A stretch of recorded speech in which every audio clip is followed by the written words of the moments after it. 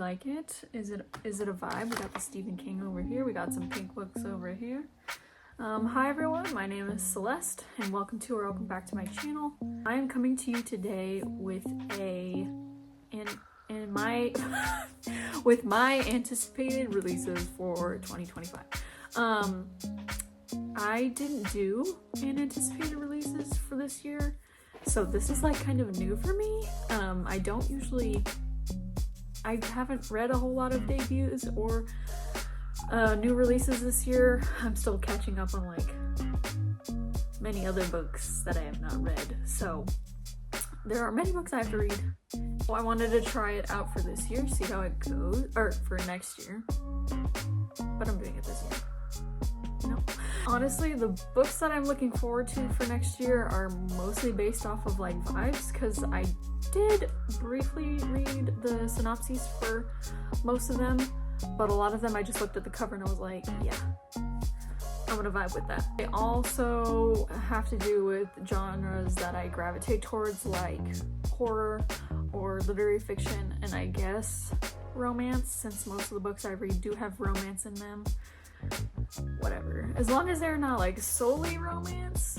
I guess it depends on what it is, but anyway, let's get into it. First up, we have Water Moon by Samantha Soto Yambao, and this one releases on January 14th. This book is fantastical, but it also seems kind of literary fiction-esque. It basically follows this shop that you can sell your regrets to, which I feel like can be seen in a lot of like what I've noticed, like translated works. I feel like a lot of translated works are about like that magical realism. They give you something like before the coffee gets cold. I feel like it's kind of giving me those vibes. The cover is also gorgeous. Another release on January 14th is Witchcraft for Wayward Girls by Grady Hendrix. I did read Southern Book Club's Guide to Slaying Vampires and Horror Store by him, and I enjoyed both of them. The first one more so than the second one. I am assuming it's about witches and is in like a dark academic horror setting. I don't know, I didn't read the synopsis, which will be a recurring theme in this video for a majority of the books at least. On February 4th, we have Dating and Dragons by Christy Boyce, which I am so looking forward to. It's definitely one of my most anticipated releases. I read Dungeons and Drama by her this year. I read it in one sitting. I rated it 5 stars. I don't read books in one sitting. I wouldn't say I'm a slow reader, but I take my time reading books. I can read like 100 pages in one sitting and then I'm like, this is too much. I need to take a chill pill and relax and take a break from something so difficult as reading a book. But I believe this one might have fake dating in it, which Dungeons and Drama also had, which I would not complain about because I really like fake dating. Next we have Hungerstone by Kat Dunn, which is releasing on February 18th. This one is a sapphic vampire romance. I believe it's set in like the 17 or 1800s, and that's basically all I know about it. I think it's very similar to A Dowry of Blood by S.T. Gibson. I never read it, but I do want to read it. This is also going to be a recurring theme. I don't have time to read all the books that I want to read.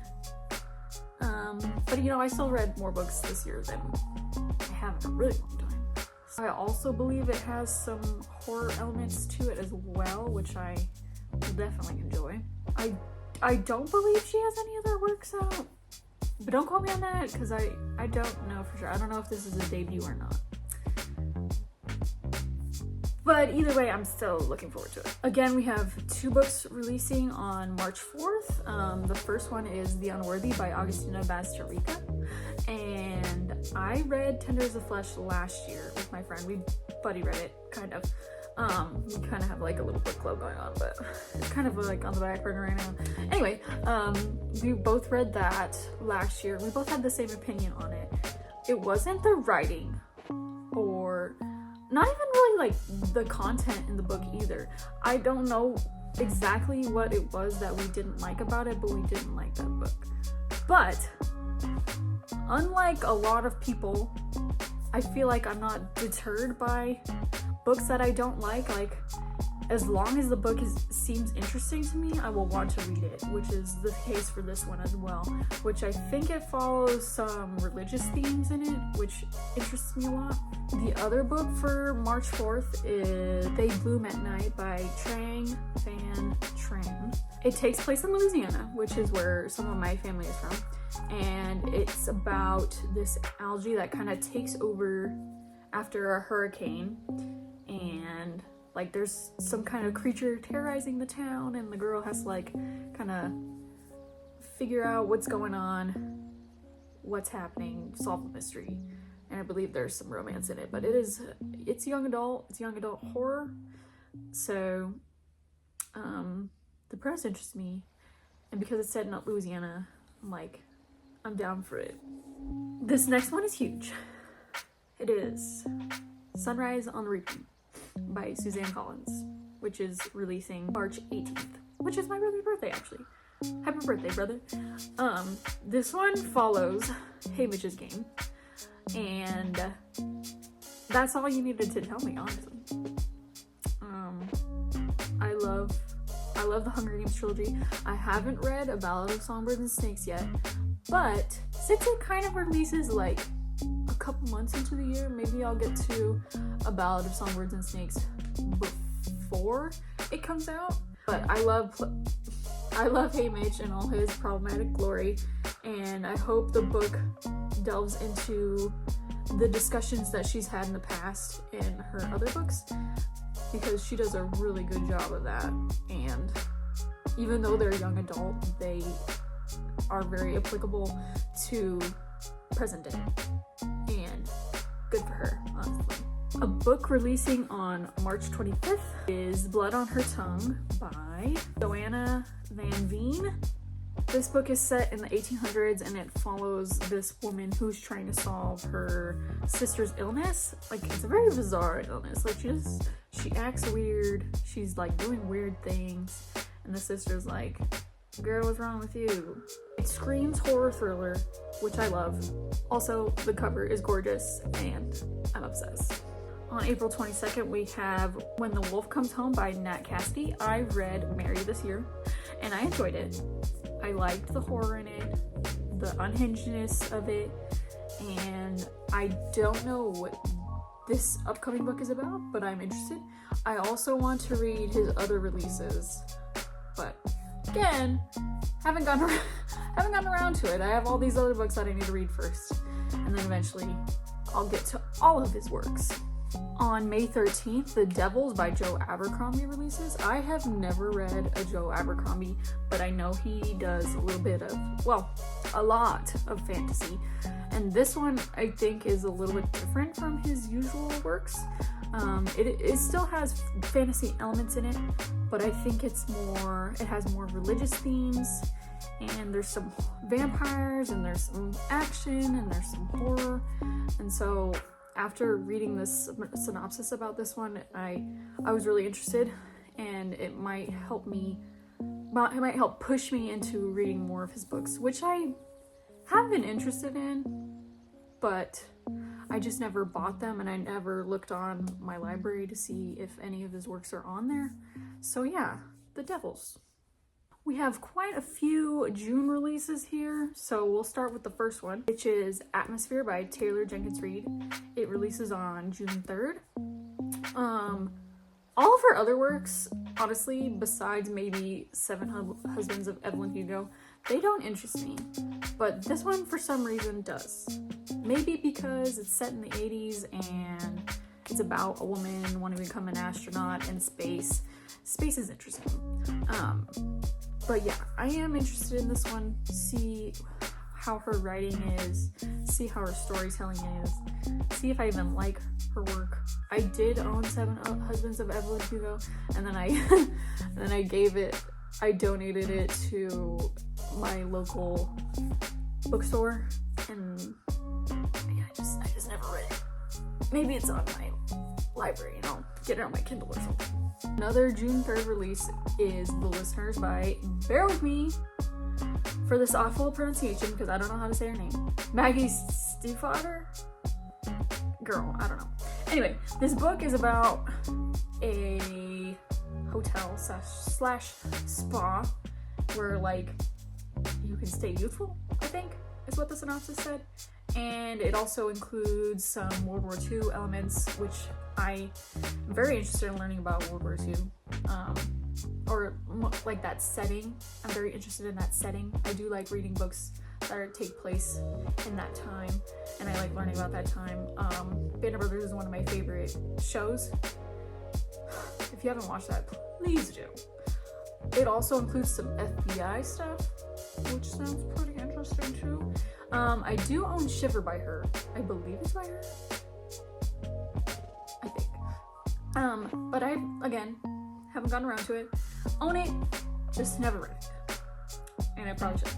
On June 5th, we have Kill Creatures by Rory Power. This is about a girl whose three friends die or disappear mysteriously, and she like assumes that they're dead because they've been gone for like a year. So in this like whole year she's been grieving for them, and then by the time the first anniversary of their death comes around, one of the girls comes back, and the main character is like, wait a minute, I killed you three. Why are you back? So horror thriller elements, very interested. Sounds like there's gonna be a lot of crazy drama in that one. We have another 2 releases on June 10th. The first being Bury Our Souls in the Midnight Soil by V. Schwab. I believe this is also a sapphic vampire romance, and it takes place over like 3 timelines. I have The Invisible Life of Addie LaRue. I did start it. I was enjoying it, but I wasn't like getting invested in it, so I soft DNF'd it. And I do want to read her works. She has so many out, but I am interested in reading more by her and eventually finishing a fucking book by her. The other book is With a Vengeance by Riley Sager, and I feel like a lot of his books are either hit or miss. I personally like The Middle of the Night by him. I know a lot of people didn't. A lot of people were disappointed by it, but I enjoyed it for what it was, entertainment. With a Vengeance is about this woman who lures all these people onto a train that she like hates and wants to take revenge on, and then a murder happens and she's like, oh, and then she has to try to solve the murder mystery while also protecting the people she hates because she lured them there and it's her fault that these people are getting murdered. This next one's kind of a joke, but also I'm like already super invested in it. It is Blood Moon by Brittany S. Lewis, which is releasing on, I believe it's releasing on June 22nd. Don't quote me on that. But it's basically like Twilight if the main male interest was a werewolf instead. So this girl is like, there's some weird stuff going on around town. And then she finds herself like in a life-threatening situation, and this man comes and rescues her. And she's like, wait a minute, you're kind of suspicious. And it's obvious that he's like supernatural abilities and shit. But I really like the Twilight series. I haven't gotten through all of them, but anything Twilight-esque, I'm like, yes. Except at Discovery Witches. Never finishing that series. Last but not least, we have Girl in the Creek by Wendy N. Wagner, which releases on July 15th, I believe. This one is about a woman who like discovers a body of a girl in a creek. That's the name of the title of the book. And she like leaves and then comes back and the body's gone. And then they find it and then they bring it to the morgue, and then when they come back, it's gone. And it just keeps disappearing and reappearing. And also there's some like fungi elements, mushrooms. So all you had to say was that, and I would be invested. And that will wrap up the anticipated releases for the first 7 months of the year. I don't believe there are any showing on Goodreads for the latter half of the year yet, but maybe I'll come up with another anticipated releases video sometime next year. I have to say that I am way more excited for some of these than others, but overall I am looking forward to a lot of these new books next year. If you got this far into the video, leave a moon emoji for Blood Moon, and if you feel so inclined, leave a like, comment, and subscribe, and I will see you in another video. Bye!